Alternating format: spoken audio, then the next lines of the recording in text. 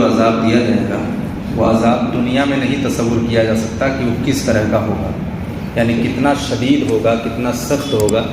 اس طرح کا عذاب دنیا میں نہ کبھی کسی نے سنا ہے نہ کبھی سوچا ہے کہ کس طرح کا عذاب دیا جائے گا۔ جہنمیوں کے پورے جسم میں آبلے پڑے ہوں گے۔ آبلے سمجھ رہے ہیں جیسے آگ سے جل جاتا تو وہاں ایک جھلکا ٹائپ پڑ جاتا ہے، تو اس طرح سے پورے بدن میں پڑے ہوں گے اور اس سے خون اور پیپ نکلیں گے۔ تو جو خون اور پیپ نکلیں گے تو پھر وہ ہوں گے کیا اور کیسے اس کو یوز کیا جائے گا؟ دیکھیں آپ، جہنمیوں کے بدن سے جو پیپ بہے گی وہی ان کو پلائی جائے گی، یعنی کہ جو پیپ بدن سے نکل رہی اس کو آپ تصور کریں تو یہ سخت اور سزائیں آپ کے سمجھ میں آئیں گی کہ کیا شدید ترین سزا ہے۔ دنیا میں کبھی آپ سوچ نہیں سکتے کہ اس طرح کی سزا بھی ہوتی ہے۔ اس طرح کی سزا اللہ تبارک تعالیٰ جہنم میں دے گا جہنمیوں کو۔ خاردار تھوہر کھانے کو دیا جائے گا۔ یہ ایک درخت ہے، بالکل زہریلا ہے، بالکل زہریلا ہے۔ ابھی دنیا کا درخت اتنا زہریلا یہ جس کی بات کی جا رہی ہے کہ وہ آدمی اس کو سونگھ نہیں سکتا، اتنا زہریلا ہے۔ اور جہنم کا تو اس سے 70 گنا زیادہ زہریلا ہوگا، تو وہ ان کو کھانے کے لیے دیا جائے گا۔ وہ ایسا ہوگا کہ اس کا ایک قطرہ دنیا میں آئے تو اس کی سوزش اور بدبو تمام اہل دنیا کی معیشت برباد کر دے گی۔ اتنا خطرناک وہ پیڑ ہے، دنیا میں بھی پایا جاتا ہے لیکن وہ اتنا زہریلا نہیں۔ لیکن جو وہاں رہے گا وہ اگر ایک بوند دنیا میں آ جائے تو لوگوں کی معیشت تباہ ہو جائے، یعنی کھیتی باڑی نہ ہو، فصل نہ اگائے، اتنا خطرناک وہ اکیلا پیڑ ہے۔ وہ ان کو دیا جائے گا پینے کے لیے، کھانے کے لیے، اور وہ گلے میں جا کر کے پھندا ڈال دے گا۔ جب وہ کھانے کے لیے دیا جائے گا تو گلے میں جا کے پھنس جائے گا۔ اب پھنسے گا تو یہ پانی مانگیں گے، یہ پانی دو مجھے پینے کے لیے۔ اس کے اتارنے کے لیے جب پانی مانگیں گے تو ان کو وہ کھولتا ہوا پانی دیا جائے گا کہ منہ کے قریب آتے ہی منہ کی ساری کھال گل کر اس میں گر پڑے گی۔ وہ آ کے گلے میں پھنسے گا کھانا، پھر یہ پانی طلب کریں گے تو اتنا کھولتا ہوا پانی دیا جائے گا کہ وہ قریب آئے گا پانی تو چہرے کی کھال اتر جائے گی اس پانی کی گرمی سے۔ ایسا تو انہیں پانی دیا جائے گا۔ اور پیٹ میں جاتے ہی آنتوں کو ٹکڑے ٹکڑے کر دے گا۔ وہ پانی جب پیٹ میں جائے گا تو آنتوں کو ٹکڑے ٹکڑے کر دے گا، اور شوربے کی طرح بہہ کر قدموں میں وہ نکل کر کے آ جائیں گے۔ پیاس اس بلا کی ہوگی کہ اس پانی پر ایسے گریں گے جیسے تونس کے مارے ہوئے اونٹ، یعنی اونٹ خوب پیاسا جب ہوتا ہے وہ پانی پر ایسا ٹوٹ پڑتا ہے کہ وہ نہ مالک کی پرواہ کرتا نہ کسی کی پرواہ کرتا، ویسا ہی پیاس کے مارے اس پر وہ ٹوٹ پڑیں گے اس پانی پر۔ اور جیسے اس پانی کے پاس جہنمی جائیں گے پورا چہرے کا کھال اتر کر کے اس پانی میں گر جائے گا اس کی گرمی سے۔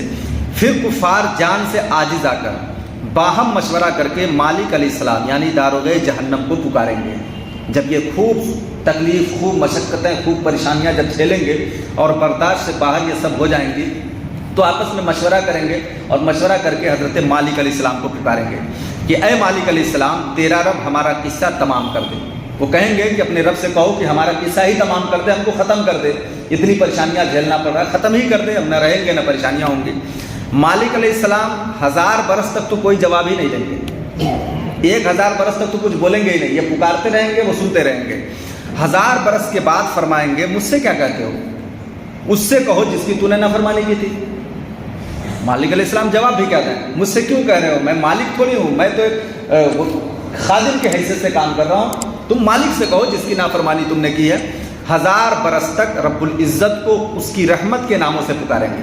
جب مالک علیہ السلام کوئی جواب نہیں دیں گے تو 1000 سال تک کفار اللہ کی رحمت والوں ناموں سے پکاریں گے۔ آپ جان لیجئے اللہ کے رحمت والے نام سے جب پکارا جاتا ہے تو اللہ تبارک و تعالیٰ رحم ضرور فرماتا ہے، لیکن یہ دنیا کا ماحول ہے، یہ بھی جان لیجیے۔ یا پھر محشر میں اگر ہوگا تو ایمان والوں کے ساتھ ہوگا، کفار کے ساتھ نہیں ہو سکتا۔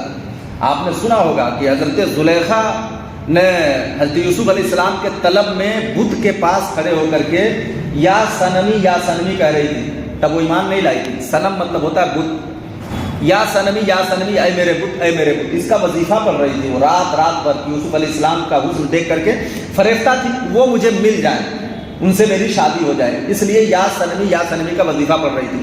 رات کا تیسرا پہر آیا، جب نیند آنے لگی اور انہوں نے قسم کھا لیا تھا جب تک یوسف مل نہیں جائیں گے اپنے بت کو چھوڑ کے نہیں جاؤں گی، اس سے مانگتی ہی رہوں گی۔ ان کا عقیدہ تھا کہ یہ بت دے گا۔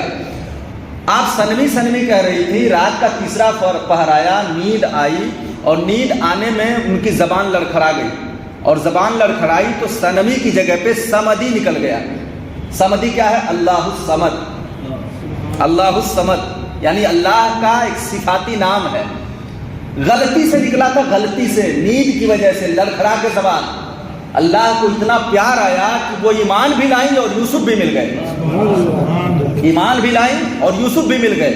تو اللہ کی رحمت جھما جھم برستی ہے جب اس کی رحمت کے ناموں سے پکارا جائے، لیکن یہ دنیا کا مزاج ہے، اللہ کا نظام یہ دنیا والوں کے لیے ہے۔ جہنم میں فیصلہ ہو جانے کے بعد نہیں، اب تو اس کی رحمت کے لیے محتاج رہیں گے، وہ اس کی رحمت بالکل نہیں ملنے والی۔ تو 1000 سال تک یہ اللہ کی رحمت والوں ناموں سے پکاریں گے۔ تو 1000 سال بعد تو اللہ کوئی جواب نہیں دے گا، 1000 سال کے بعد فرمائے گا تو یہ فرمائے گا دور ہو جاؤ، جہنم میں پڑے رہو، مجھ سے کیا بات کرتے ہو۔ 1000 سال تو کوئی جواب نہیں آئے گا، 1000 سال بعد جواب بھی آیا تو ایسا جواب آئے گا، اس وقت کفار ہر قسم کے خیر سے نا امید ہو جائیں گے، اب سمجھ جائیں گے اب مجھے کچھ نہیں ملنے والا، اب مجھے کچھ نہیں حاصل ہونے والا، اور گدھے کی آواز کی طرح چلا کر روئیں گے۔ ابتداءً آنسو نکلے گا، جب شروع میں ڈالے جائیں گے روئیں گے تو آنسو نکلے گا، جب آنسو ختم ہو جائیں گے تو خون روئیں گے، روتے روتے گالوں میں خندقوں کے مثل گڈھے پڑ جائیں گے۔ دنیا میں آپ نے سنا ہوگا کہ لوگ کہاوت کہتے ہیں کہ خون کے آنسو رونا، یہ کہاوت ہے، یہ کہاوت ہے دنیا کے لیے۔